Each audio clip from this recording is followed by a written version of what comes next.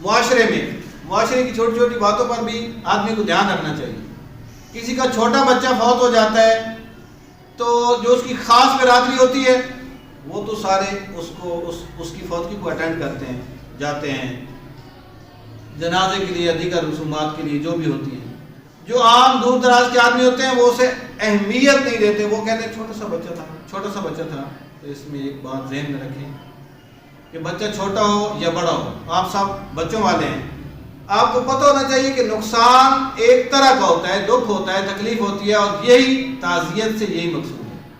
دوسری بات یہ ہے کہ جس بچے نے پیدائش کے بعد سانس لیا، باہر کوئی آثار پائے گئے، شریعت نے اس کے سارے احکامات کو ذکر کیا ہے، اسے نہیں چھوڑا. جب شریعت نے اسے چھوٹا بچہ کہہ کر بے معنی نہیں کہا تو ہمیں بھی بے معنی نہیں کہنا چاہیے. ہمیں بھی اس کو اہمیت دینی چاہیے، اس کے جنازے کو، اس کی تدفین کو، اور اس کے والدین اور اقربا کے ساتھ تعزیت کو.